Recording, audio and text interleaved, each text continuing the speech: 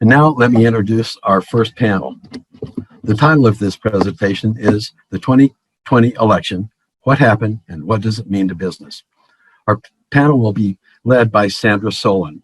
Sandra is the founder and president of her own lobbying firm, Capital Solutions. She's been NCLA's issues manager and lobbyist since 1994, 2 years after NCLA was founded. She's done a great job for us over all of these years. Before Sandra introduces the panel, however, I want to say something about Joey Bunch. Joey, we have never met, so I decided to watch your presentation at the Issues Summit last year. You said two remarkable things that have been on my mind since I watched that video, and each of these had some significant impact with hindsight. You said, this is November of last year, nobody knows what the next 6 months will bring. Boy, how true that was. And you also said, we are having a healthcare crisis. Well, you thought we were having a crisis then. Well, look at the crisis we're having now. You had great foresight. With that, Sandra, take over your panel.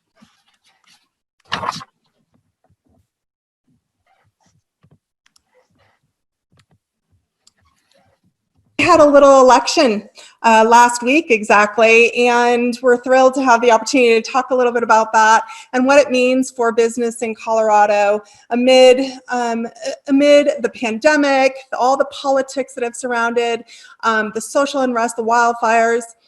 A little election, as I mentioned, was at the height of it all, and we had record voter engagement. In fact, as you've probably heard, Colorado was off the charts in terms of the turnout, and it really reflected a strong sense of citizens' desire to voice their opinions. And of course, we saw at the presidential level that driving much of the debate. Colorado, we saw a definitive and unquestionable restatement from 2018 that Colorado is a blue state. And for the first time in 84 years, Democrats will control every statewide elected position across Colorado. And interestingly, there was a story about it's the 4th time in state's history when Democrats have controlled the governor's office, Secretary of State, Treasurer, Attorney General, House, Senate, U.S. House of Representative seats, and both the U.S. Senate seats. We are, as a business community, have to take into account the political landscape in which we are operating, and important that we set the stage for the upcoming legislative session in 2021. I've invited 2 of my favorite journalists to join me this morning to share their perspectives and engage in a conversation about what this means for business. First, we have Joey Bunch, who brings his Southern charm to Colorado, and he is the senior correspondent and deputy managing editor for Colorado Politics.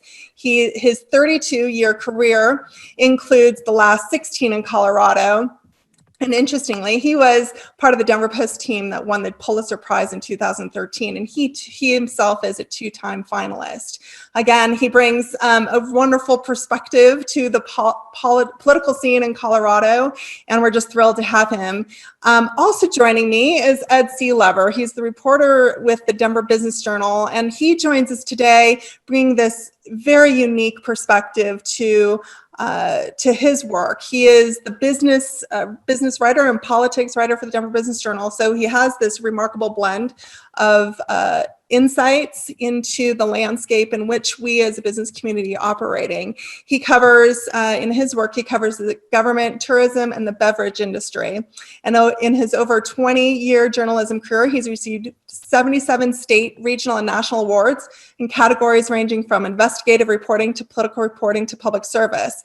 But it should also be noted, he is quite a writer on the food scene, and in particular related to beer. So want to thank both of them so much for joining us today. And I am going to ask Joey to kick things off for us and share your thoughts on the 2020 election.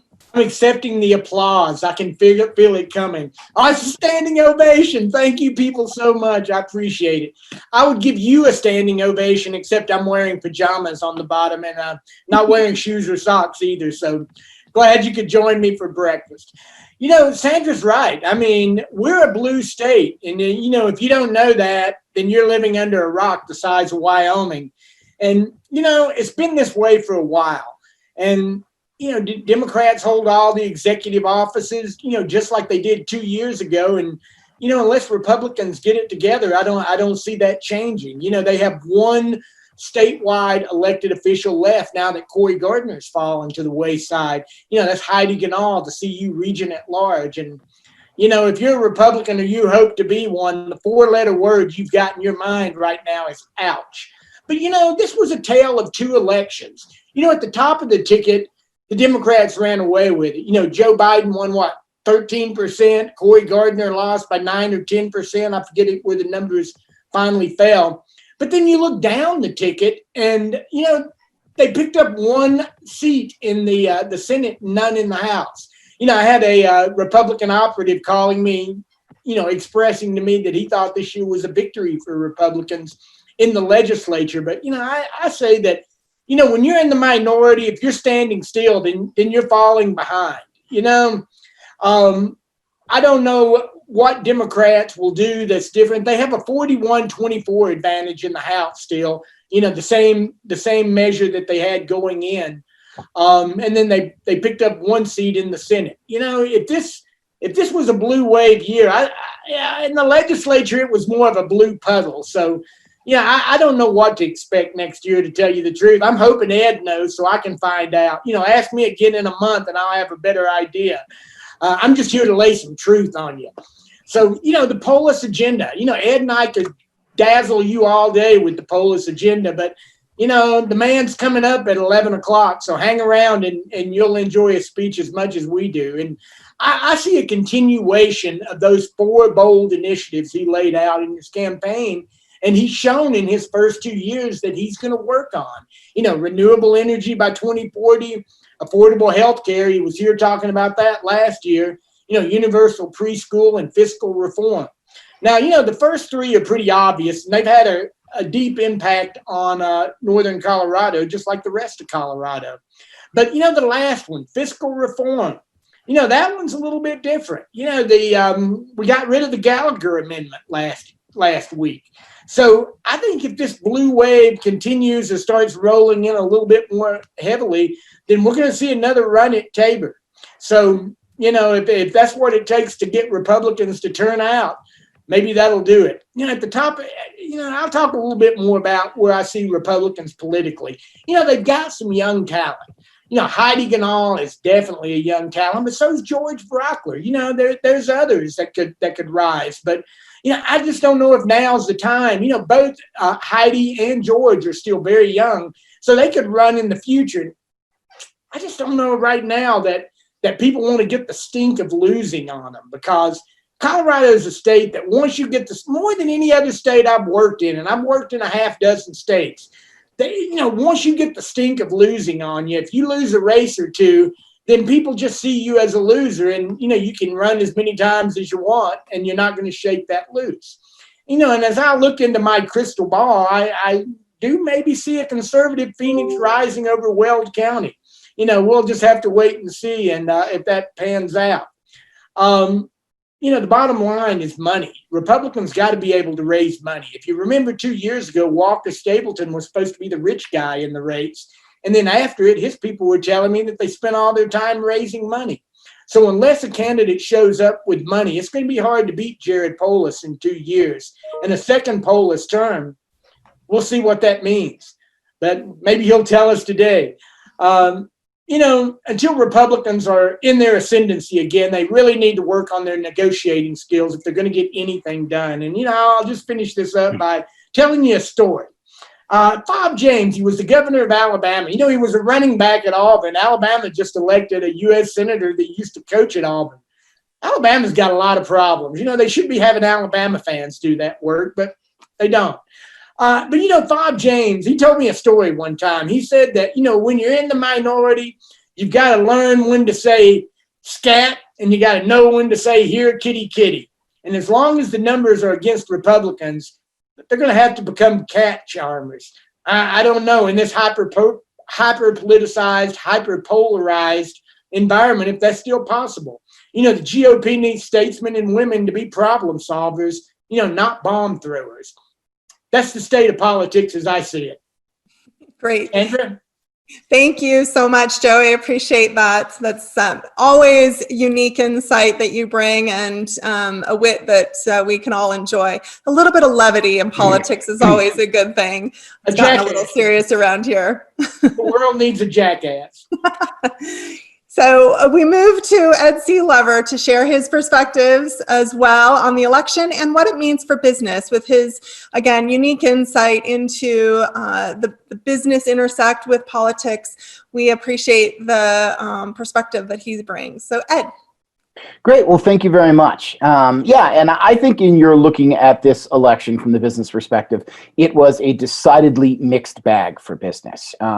Business put their money most heavily into repealing the Gallagher Amendment. And that worked out despite a lot of headwinds, including the idea of having to explain what this 38-year-old complex amendment was and why you want to repeal something that would tend to benefit homeowners more than business owners. They managed to do so. And I think that's going to help business in the long run. It's going to ensure they don't continue to bear more than the current brunt that they already have for paying property taxes in the state, and will help out in the state's overall business atmosphere, as property taxes on business, as well as business personal property taxes, are one of the few things that are really dragging down the state's ability to recruit companies here. On the other hand, business lost its other key measure, and that was the paid family and medical leave measure. Starting in 2023, every employer in the state is going to be paying into a state fund, unless they get permission from the state to opt out of it,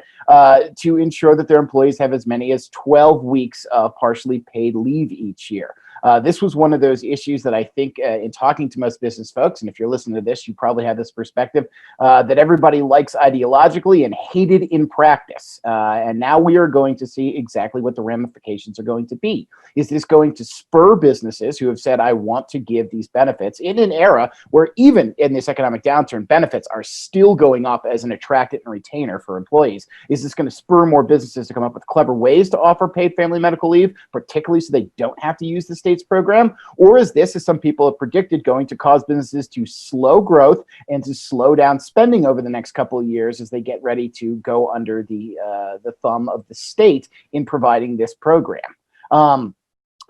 When you go down the ballot after that, you try to look for clues about what's going to happen. And I think I'll go to the state legislative races here. I find it very interesting that, as Joey mentioned, in a year that was supposed to be a blue wave, that the Democrats dropped $6 million into legislative races and only made a +1 gain, 1 seat in the Senate.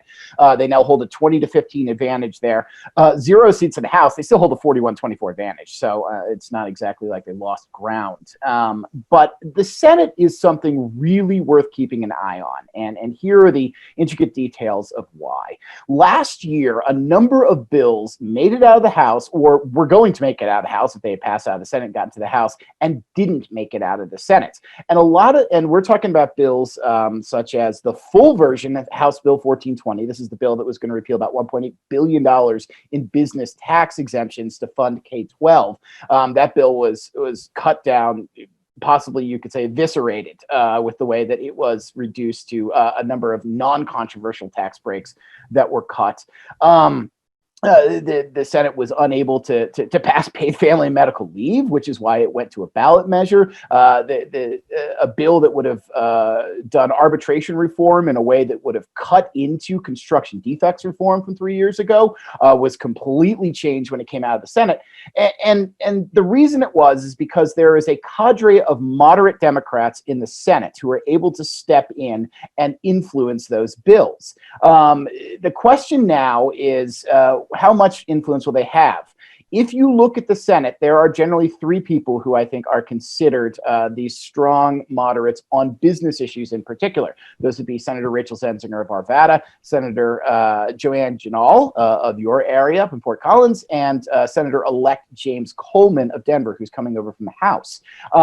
if you do the math real quickly and you can't get any of those 3 senators, you can't pass a bill. That is literally the difference between 18-17 for the Republicans and passing a bill for the Democrats. That's not to say that all 3 of them will step up and block bills, but what it means is that they will have a strong hand in negotiating bills. And that is particularly true for whatever is going to be the successor to House Bill 1420.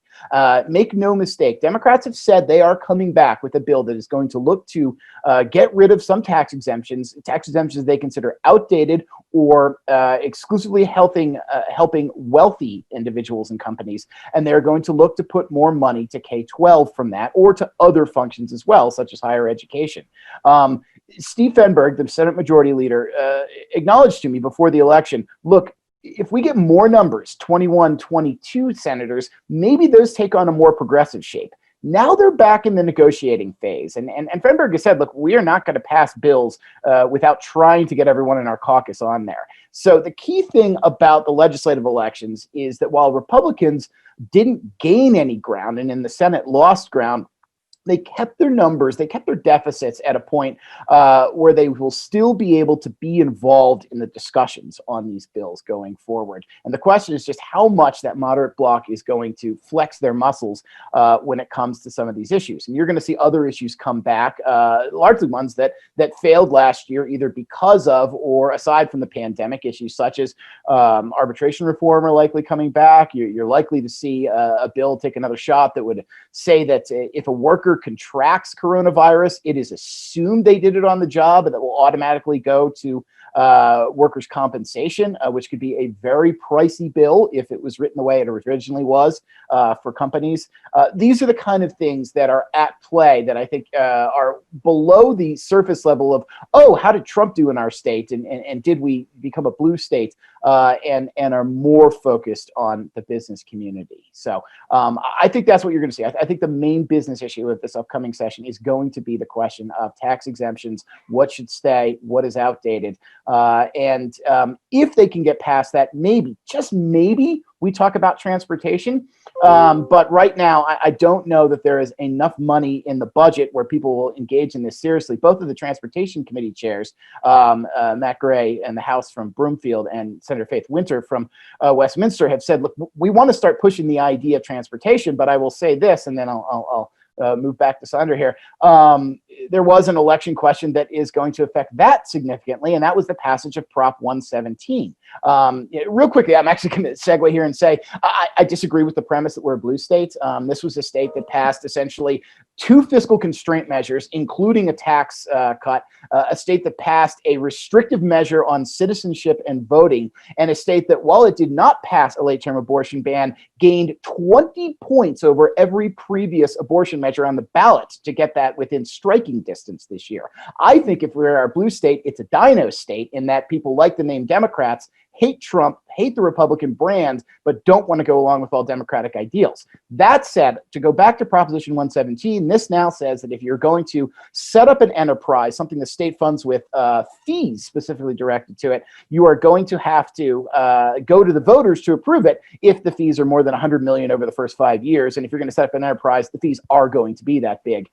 Any transportation solution is going to involve fees on an increase in fees in electric vehicles, fees on Ubers and Lyfts, fees on the Amazon delivery trucks that are taking up our roads more often now. That is going to make negotiations a lot harder in the legislature on transportation, but I'm willing to bet there will be talks about it, even if nothing is going to get passed in the 2021 session. Fabulous. Fabulous, Ed. Thank you so much. Again, you see why I invite these two gentlemen to join us for this conversation this morning. Ed, I really appreciate your comment, and I think you have now definitively termed a new coin, dino. Is that what you said? It's like a rhino, but for Democrats, yes. Yeah, absolutely. And I want to explore that a little bit more with both of you because, yeah, I think while the election, the candidate results were certainly blue, and the outcomes are clearly in a blue category with regard to who is controlling our current offices. Talk a little bit more about how it conflicts, to your point, but maybe build upon a little bit with the outcome of the ballot questions, but also I'd love to hear your thoughts on whether the Democrats should feel as if they have a mandate, if you will. Notably, Majority Leader Steve Fenberg, you quoted in your article following the leadership elections, you quoted Steve Fenberg as saying, "We should be brazenly progressive in our values while also being inclusive in our execution." Again, I'm curious both of your thoughts on what sort of mandate exists and building further upon this question of whether we're a blue state. Well, Ed was right when he said that, we're not really a red. I think I said last year at this summit, or I've said a lot, that, we're not really a red state or a blue state. We're a swing state. And the thing about a pendulum is if it swings, as far as it swings in this direction, it's going to swing back in this direction. So, no, Democrats don't have a mandate. Another thing I've said is that, Coloradans, they like Republican ideas.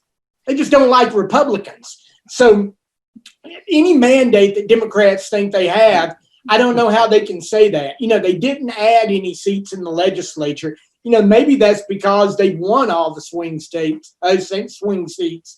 But, when they look at those ballot results, as Ed said, I don't see how they can see a state that's wanting to spend more on taxes.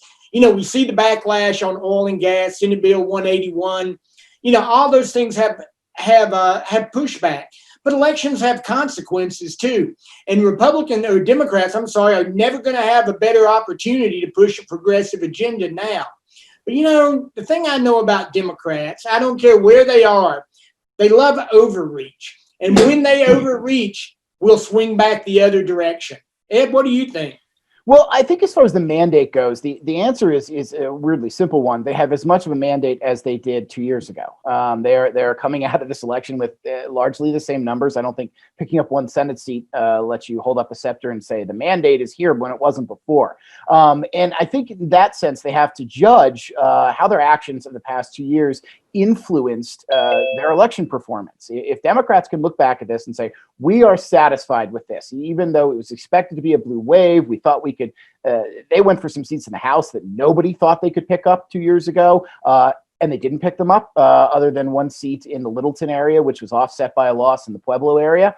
And I think if they look at the election results and say, this confirms that people are pleased with what we did in the legislature the last 2 years, that being the oil and gas bill, that being, I'm so focused on business. I'm about to say something like public safety or gun restrictions, but I'm not even sure exactly what came out of that the last 2 years. But I mean, you look business-wise, the oil and gas bill, that being the passage of paid sick leave, not paid family medical leave, but the ability to earn paid sick leave. And if they look at those things and say, okay, we think that people were satisfied with that, we're going to keep going down this line, we can do it. If they look at the election as somewhat of a disappointment and say, maybe people didn't like our message the way we wanted because we thought we'd pick up Kevin Priola's Senate seat in the Brighton area. We thought that we would pick up Bob Rankin's seat in Northwest Colorado.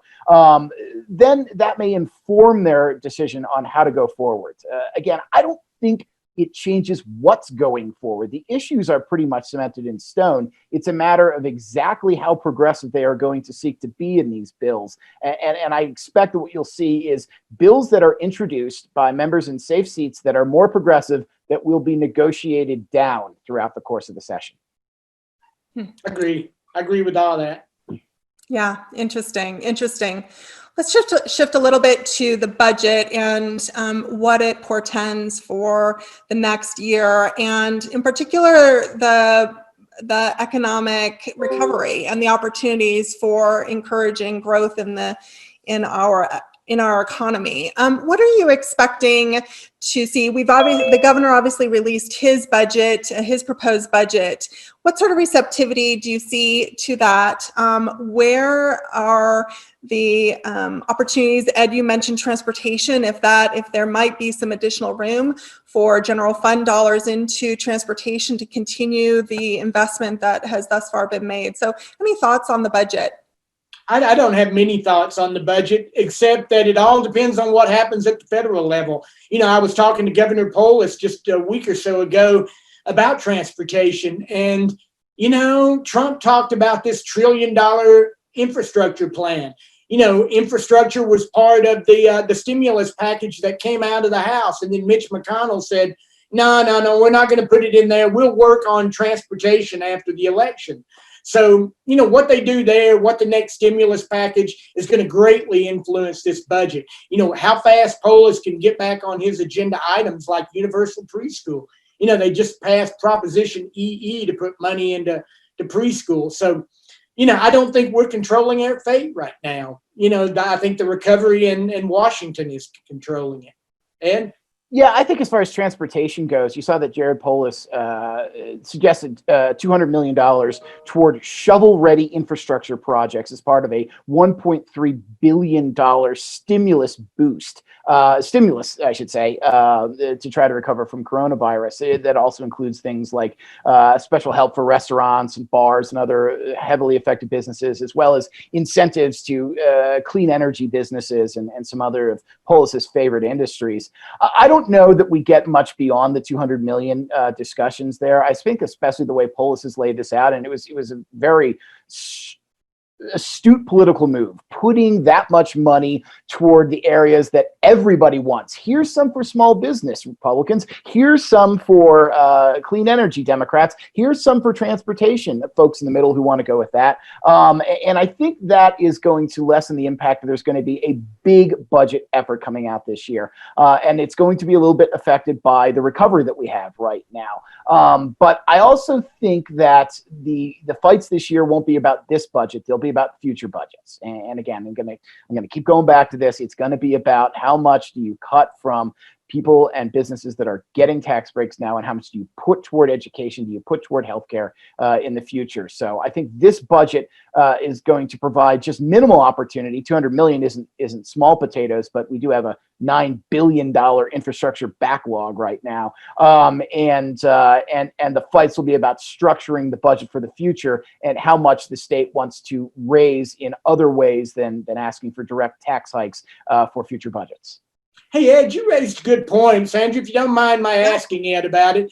You know, the governor wants to spend this money, but does the legislature want to spend this money? You know, once it goes through the spin cycle of the Democrat-controlled House and Senate, are they going to hold transportation as a priority when, frankly, they haven't done it in the past? What do you think, Ed? It is going to be there is going to be a lot of debate about it. It's going to be a little hard for them, I think, to argue that it shouldn't go on. I mean, don't forget the people who build roads and buildings in the state are often union members, and so they will probably get some push from some of their base to go ahead and continue to push that through. I think the fact that the governor, as well as putting the stimulus package out there, the governor made whole the budgets, or proposes to make whole the budgets of K-12 and higher education, cuts into a little bit of where Democrats would try to redirect some of that stimulus money to. So there will be debate about it, and maybe the 200 million comes down to 100 million or so, but I don't know that it's good political capital to spend on taking all transportation and infrastructure money out of the budget. I think Polis set this up in a way that's going to make it hard for there to be massive changes unless we see that the people of Colorado don't want business help and don't want infrastructure help. Yeah. Well, you know, past is prologue, and the past has disappointed me a lot in the past. So I hope you're right and I'm wrong. And maybe if the governor's watching, he'll explain how wrong I am and we can all be happy. Well, we are, as of course, the NCLA, transportation being such a critical issue for us, and our further encouragement of general fund, we will certainly be encouraging a full $200 million directed to transportation this year. Want to shift real quick to the climate policy and your thoughts. The governor's office of the Colorado Energy Office, and we'll actually be hearing from Will Tour shortly, but they released their greenhouse gas reduction roadmap this last month, I guess it was, and so there's a lot of input being taken right now into that conversation. Back to this earlier question, both on revenue side and on sort of the political landscape and their sense of whether this is something that they can continue driving forward. What is your sense of around that climate policy agenda that is being pursued through the greenhouse gas reduction roadmap. Yeah, sure. I'll jump in on this one. I think, first of all, I think there's a lot of questions about what exactly goes on in the climate policy. Don't forget, even people who back the general idea of, look, we need to make policy for inhibiting climate change here, said, well, thanks, Governor, but there's not really a lot of specific goals that you put in this. It's more like, oh, let's electrify the state's transportation grid. Let's bring down some of our sources of pollution. I don't know at this point how much the legislature weighs in on this. And the reason is because it seems like the Colorado Oil and Gas Conservation Commission has taken that mantle largely over. I mean, the fact that this is a group that was, changed and given more power in many ways through Senate Bill 181, and that they've decided to push forward with 2,000-foot setbacks after state voters rejected 2,500-foot setbacks. I think there's a feeling that, what does the legislature play into this now? Let's just let the COGCC, which is still going to be going through rulemaking for the next year or so, really take it where it's going and go from there. I think you're going to see some efforts to put more money toward electric vehicles and electrification, but there's only so much you can do there. There's already a good amount of money, specifically from the Volkswagen settlement, that is going into putting up chargers on roads around the state. You can't force people to give up their cars. I guess you could. California's going to give that a good shot, but I don't think that has ever been in the Polis Tour agenda. It's incenting people and moving people more toward why you want electric vehicles. So you may see greater incentives being proposed for them, but I don't think there's a huge amount there to do. The one area where the legislature may weigh in on climate policy is the issue of whether you start attacking construction area emissions. That's been one area that CDPHE, the Colorado Department of Public Health and Environment, has said before, look, we don't really go after emissions that are not coming from tailpipes and they're not coming from oil and gas rigs. So I think you may look at that a little bit, but nobody seems to have an idea what shape that's going to take just yet. So I think climate policy will be lower on the agenda, at least for 2021, as the COGCC continues to take the reins on that. Joey, thoughts on that? I agree with that. I said earlier, elections have consequences, but these consequences with the election 2 years ago. Yeah. As Ed said, I don't see that much new ground to charge. And maybe that's why they didn't pick up more seats, is because they have been so aggressive on these issues. But, as far as climate change goes, if they want to regulate the state's greatest source of hot air, they'll regulate the state capitol. That is the perfect note to end on. Joey, always well done. I want to thank Ed and Joey for joining us today. Again, their insights and the levity with which they bring to the political scene is so greatly appreciated, and enjoy working with you both immensely. And thank you for taking the time to be with us today. Really appreciate it.